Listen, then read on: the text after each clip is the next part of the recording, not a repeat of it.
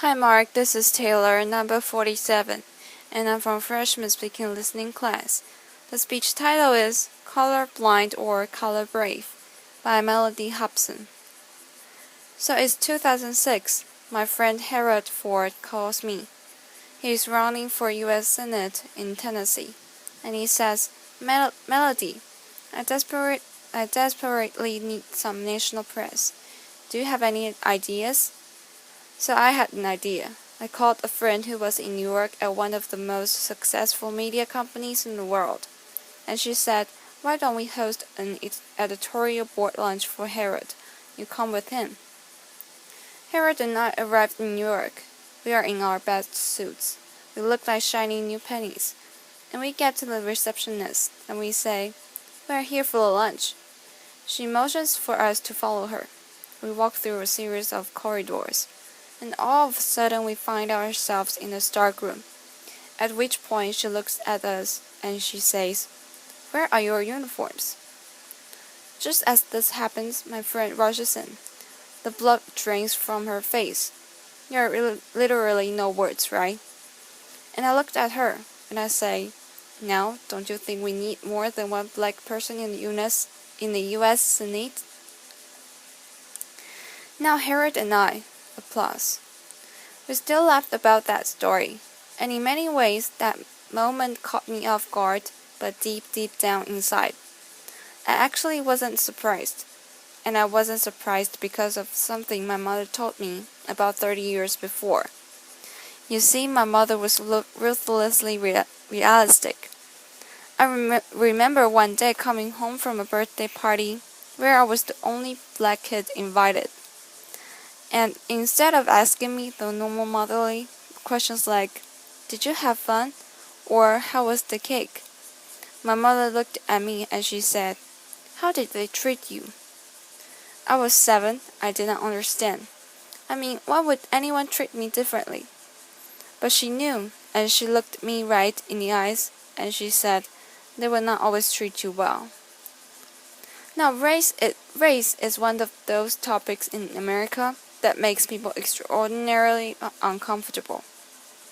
You bring it up at a dinner party or in a workplace environment, it is literally the conversational equivalent of touching the third rail. There is shock followed by a long silence. And even coming here today, I told some friends and colleagues that I planned to talk about race, and they told me, don't do it. That there have been huge risks in me in talking about this topic.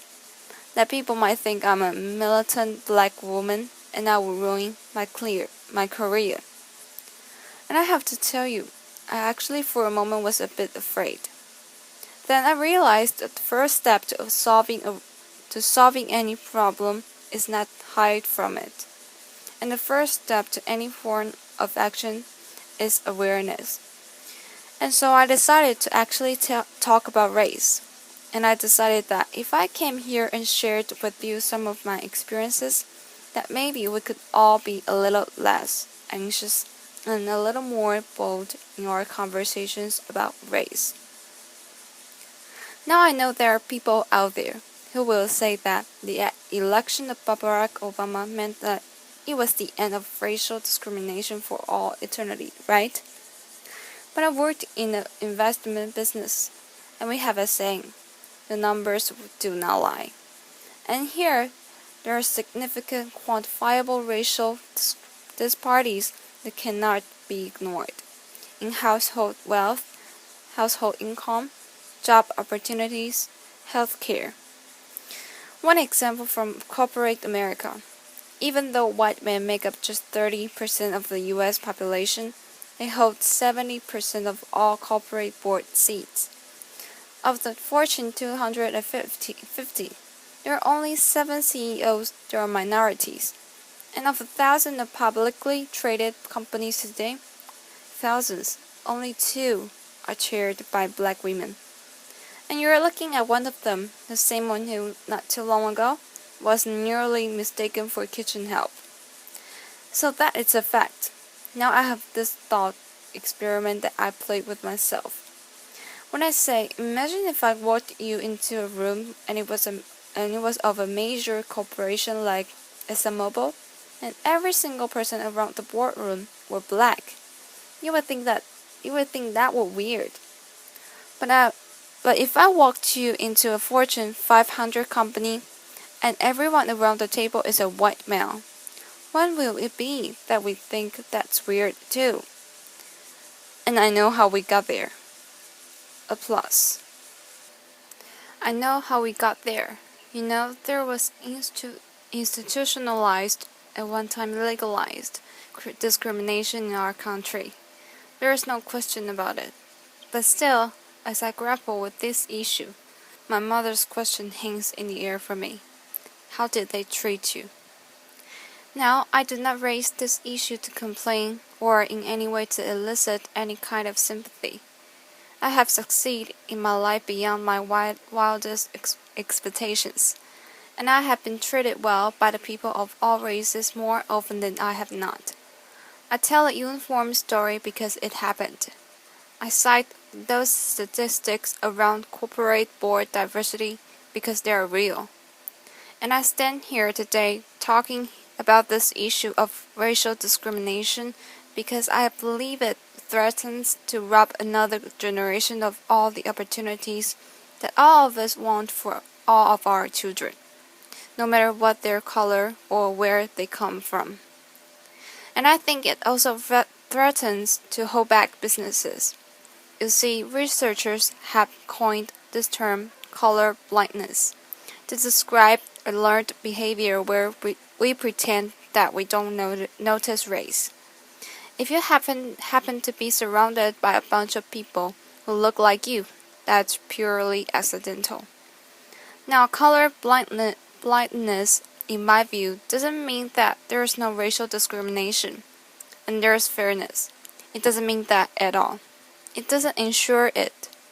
In my view, color blindness is very dangerous because it means we're ignoring the problem.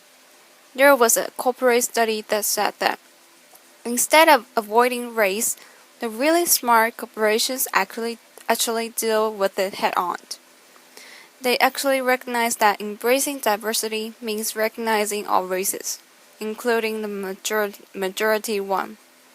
But I will be the first one to tell you this subject matter can be hard, awkward, uncomfortable. But that's kind of the point. In the spirit of debunking racial stereotypes, the one that black people don't like to swim, I'm going to tell you how much I love to swim. I love to swim so much that as an adult, I swim with the coach. And one day my coach had me do a drill where I had to swim to one end of a 25-meter pool without taking a breath. And every single time I failed, I had to start over. And I failed a lot. By the end, I got it. But when I got out of the pool, I was exasperated and tired and annoyed. And I said, "Why are we doing breath-holding exercises?" And my coach looked at me and he said, "Mellody, that was not a breath-holding exercise. That drill was to make you comfortable being uncomfortable. Because that's how most of us spend our days. If we can learn to deal with our discomfort and just relax into it, we have a better life."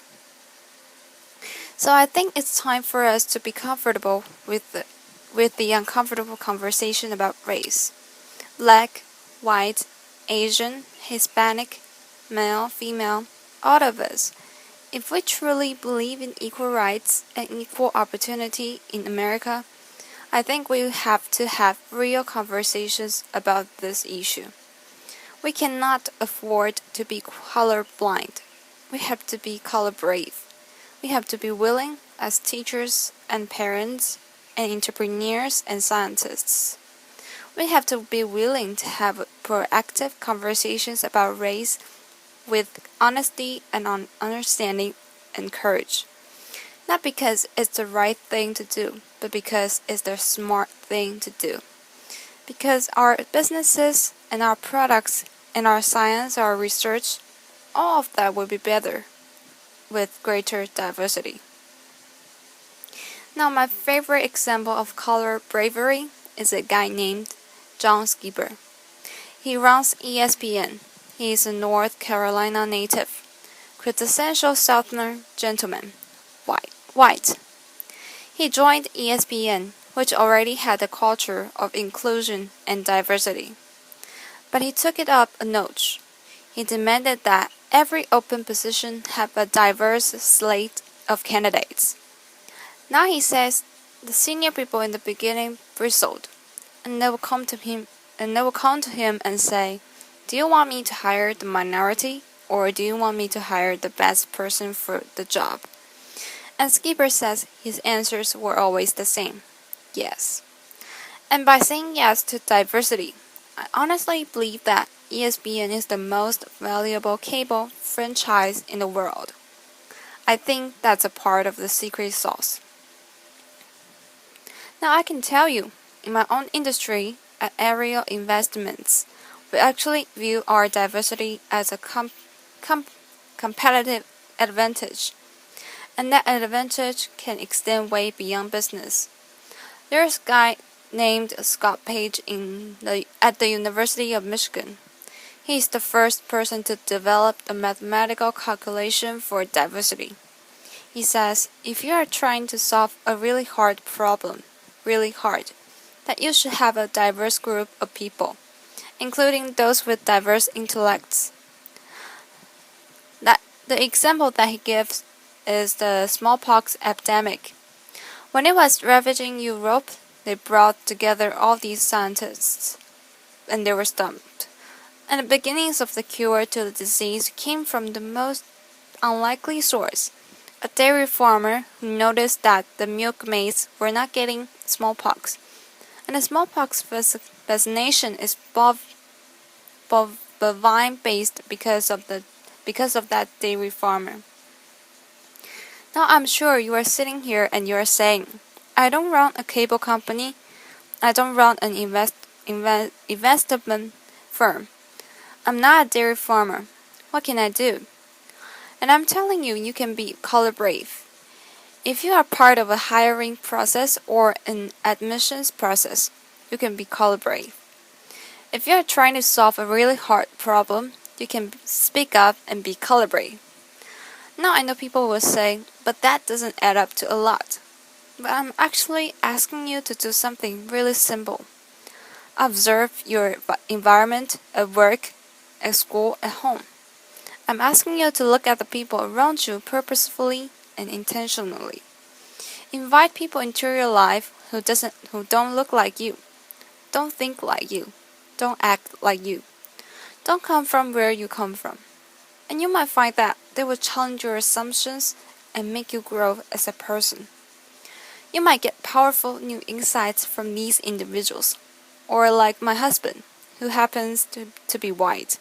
You might learn that black people, men, women, children, we use body lotions every single day. Now, I also think that this is very important so that next generation really understands that this progress will help them, because they're expecting us to be role models. Now, I told you, my mother, she was realistic. She was an unbelievable role model.